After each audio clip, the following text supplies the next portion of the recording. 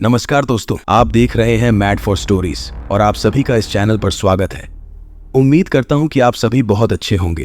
कहते हैं कि यदि हम मिलजुल कर रहें तो हर मुसीबत का सामना आसानी से कर सकते हैं। आज की कहानी भी हमें यही सिखाती है। एक रात में 84 गांवों के लगभग 600 घरों के लोग अचानक गायब हो गए। वह गांव जिसे वे छोड़कर गए थे उसे कुलधारा कहा जाता है, जिसे एक श्रापित गांव माना जाता है। कुलधारा पिछले 200 सालों से वीरान पड़ा है। यह कभी एक खुशहाल और सुविधा संपन्न गांव था जो अब बंजर और टूरिस्ट प्लेस बन गया है। हिंदुस्तान की सबसे डरावनी जगहों में कुलधारा का नाम दूसरे नंबर पर आता है। वहां के स्थानीय लोग कहते हैं कि गांव में भूत प्रेत का साया है। रात को वहां से कभी किसी बच्चे के रोने की तो कभी औरतों की चूड़ियों की खनकने की आवाजें आती हैं।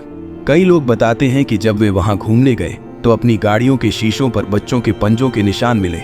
राजस्थान सरकार ने गांव के चारों तरफ 2 किलोमीटर की दूरी पर एक बाउंड्री और एक बड़ा गेट बनवा दिया है। अब वहां दिन में तो जा सकते हैं, पर शाम 4 बजे के बाद वहां रुकने की अनुमति नहीं है।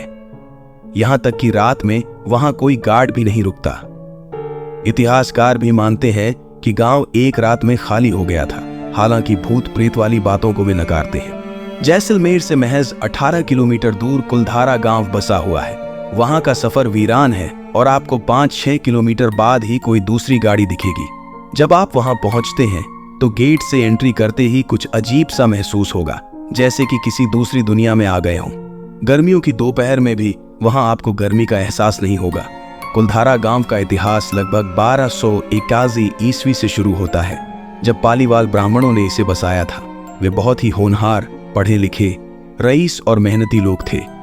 उन्होंने उस जमाने में भी वैज्ञानिक तकनीकों का उपयोग करके अपने घर बनाए थे। उनके बनाए घरों में 45 डिग्री तापमान में भी ठंडी हवा आती थी। पालीवाल ब्राह्मणों का मुख्य पेशा जानवर पालना और खेती करना था।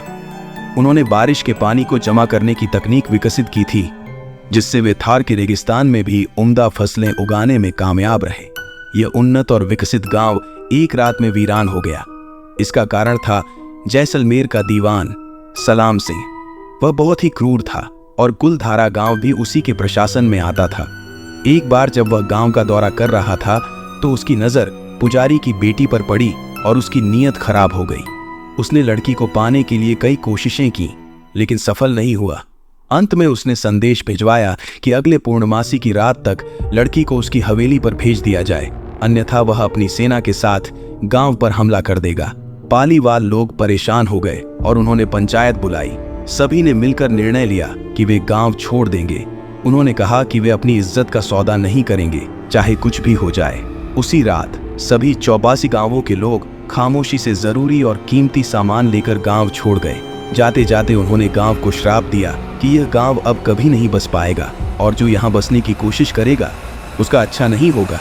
अगले दिन जब सलाम सिंह अपनी सेना के साथ गांव पहुंचा तो वहां सन्नाटा था। उसने पूरे 84 गांव छान मारे पर उसे कोई नहीं मिला। उसने अपने सैनिकों से खुदाई करवाई, लेकिन पाली वालों का कोई निशान नहीं मिला। उसके सैनिकों ने भी वहां बसने की कोशिश की, लेकिन सफल नहीं हुए। कहते हैं कि जो एक रात वहां रुक जाता है वह बच नहीं पाता। 2013 में पैरानॉर्मल सोसाइटी के लोग भी वहां गए। उनके पास एक डिवाइस था जो नेगेटिव एनर्जी पहचानता है। उन्होंने भी वहां नेगेटिव एनर्जी की पुष्टि की। उस रात को गांव खाली करने के बाद पालीवाल लोग कहां गए, ये आज भी एक रहस्य है। इतिहासकार कहते हैं कि वे लोग अलग अलग जगह बस गए और कभी वापस नहीं लौटे। तभी से कुलधारा एक श्रापित और भूतिया जगह बन गया है।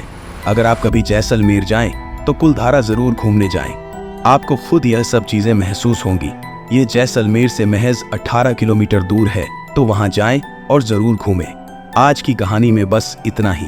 अगर आपको कहानी पसंद आई हो तो इसे लाइक करें, कमेंट करें और चैनल को सब्सक्राइब करें।